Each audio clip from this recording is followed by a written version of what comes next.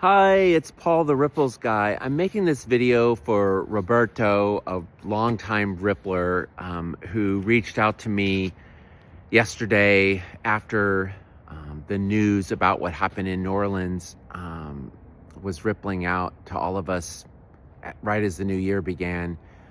And I'm also making it for his colleagues. They live and work really close to where the French Quarter, where the yuckiness happened.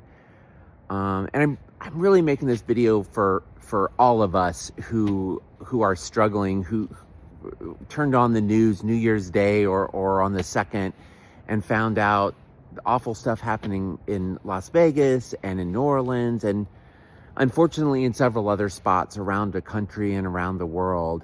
And Roberto, remember that one of your instincts when you were feeling sad and when you were feeling hopeless was to reach out for help. And the fact that you messaged me, and I told you this when we talked on the phone, I don't think you were even fully conscious that you were doing one of the bravest and most remarkable things that we can do when we're struggling, and that's to ask for help.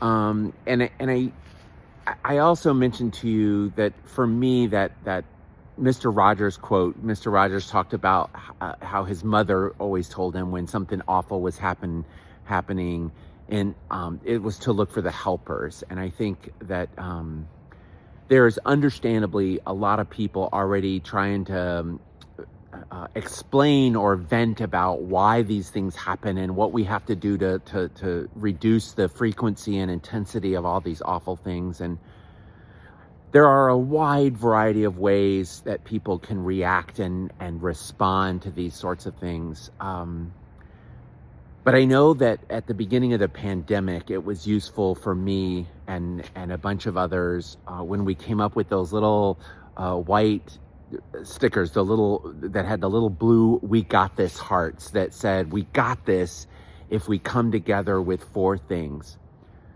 curious minds, open hearts, and calm spirits while we nurture our health."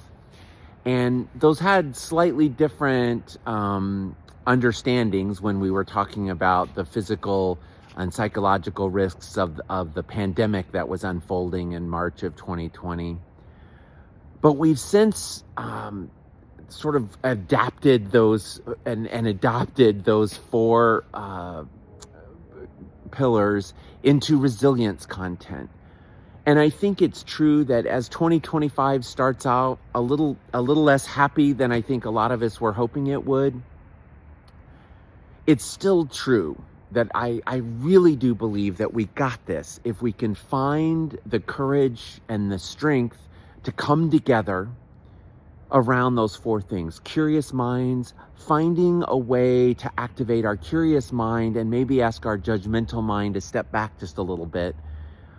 Opening our hearts, finding generosity and kindness and compassion, first to ourselves, and then outward to people we care about, people that it's easy for us to express and feel compassion and gratitude and kindness for, and then eventually extending those open hearts out even wider, hopefully to eventually include all of humanity, all of creation, all beings, and then calm spirits. It is hard to activate a calm spirit when chaos is looming around, when crises are bubbling up. It's not only possible, it's actually really, really helpful when we can remember that inside of us there is a calm center. Always, there is a calm center somewhere inside of our spirit, and practicing accessing that calm spirit, maybe when things are less chaotic and less crisis oriented, things like meditation or prayer, or centering, allows us to access our calm spirit even when things are turbulent. And it's not only possible, it's essential if we want to be able to bring our best available selves to helping ourselves and others in times of chaos and times of crisis. And finally, nurturing our health. I mean, it was true back then. We were supposed to, wash our hands and socially distance and avoid contact with other people temporarily. I think it is true today that taking care of ourselves physically, emotionally, and spiritually helps us, again, bring our best available selves to do what we can, but it also helps us help others when we can do what we can to nurture our health, to model for others what it looks like to care enough about ourselves, to get the sleep we need, to get the nutrition we need, to get the exercise that we need,